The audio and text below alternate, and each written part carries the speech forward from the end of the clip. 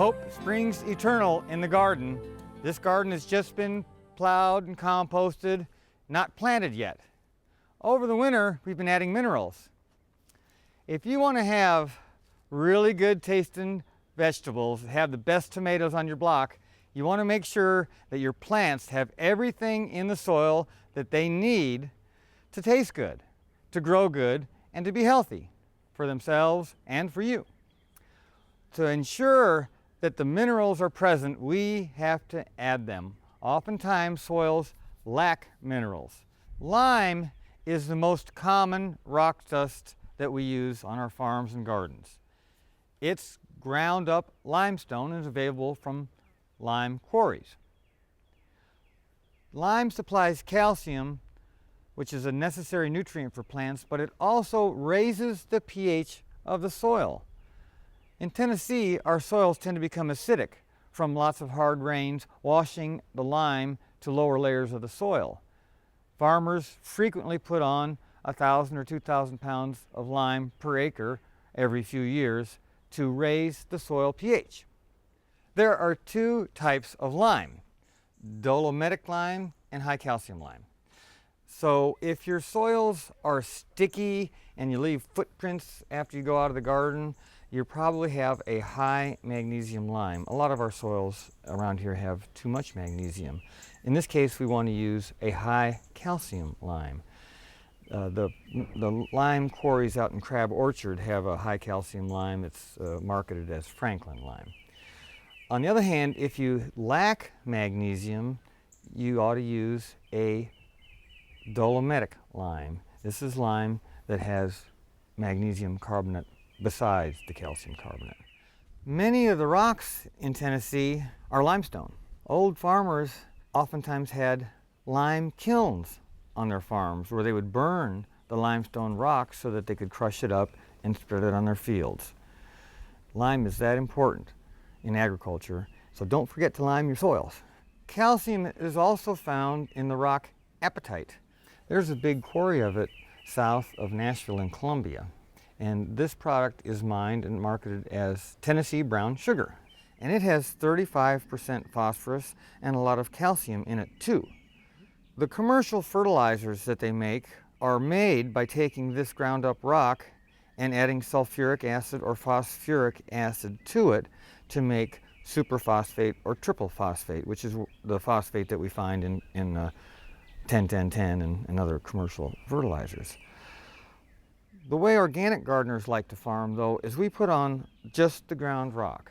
Now, a lot of the phosphorus in here is unavailable. It's not available to the plants. It's not water soluble. Very little of it is. We count on the soil microbes to make the phosphate available when the plant needs it. When the sun shines on a plant leaf and the plant wilts, the plant has to suck up water. Organic gardeners want that water to be just pure water. Now, if the soil is flushed full of this water-soluble phosphorus, the plant can't help but take it up. Same thing with nitrogen or potassium. Thus, the plant is being fertilized by human intelligence.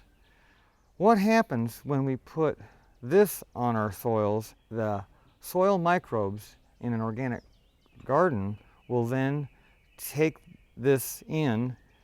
It'll either poop it out or it'll be part of their dead bodies, and then it's available to the plant.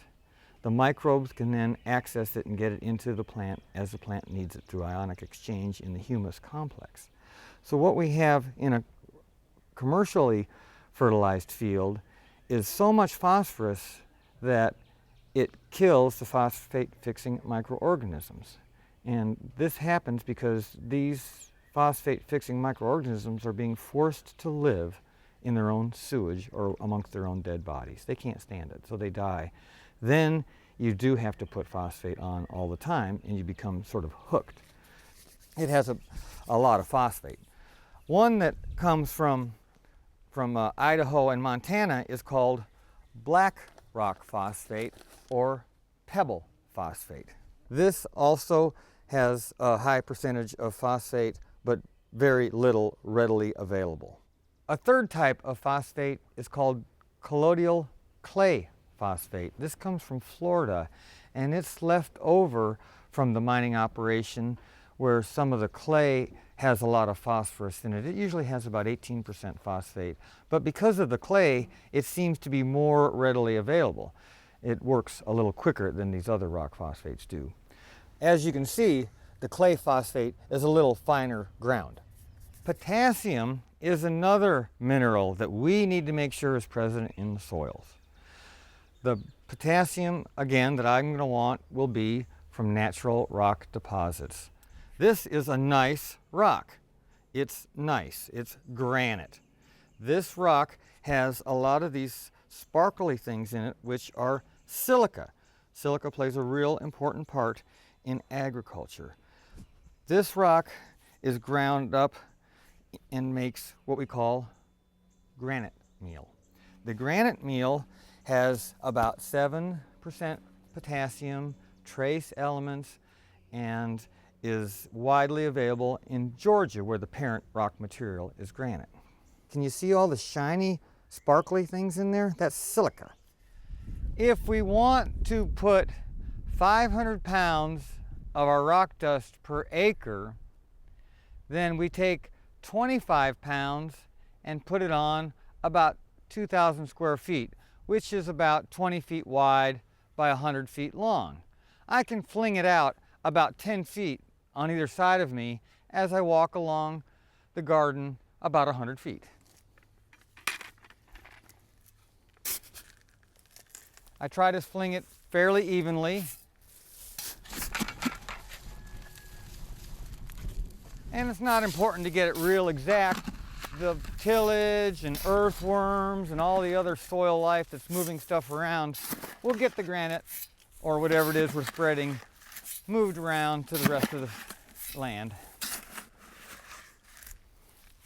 Another great source of potassium and trace elements is green sand. It looks just like sand that's green.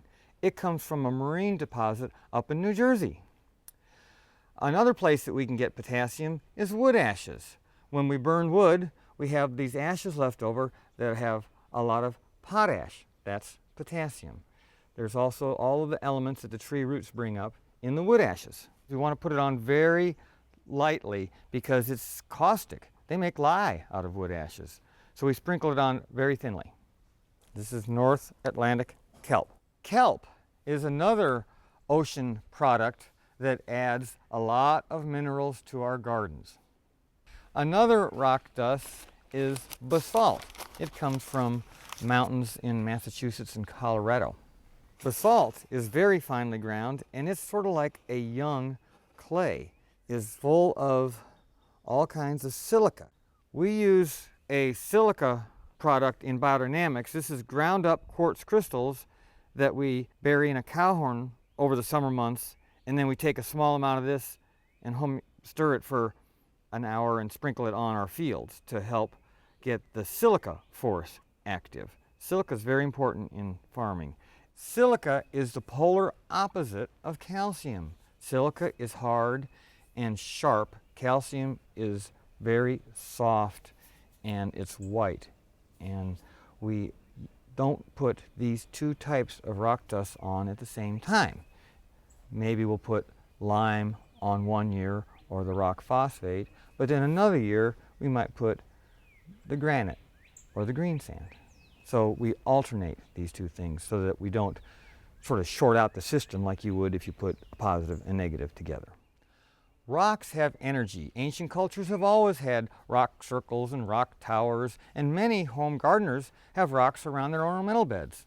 We want to ensure that the minerals are present so that the microbes have something to work on to feed our plants and make our soils and plants happy.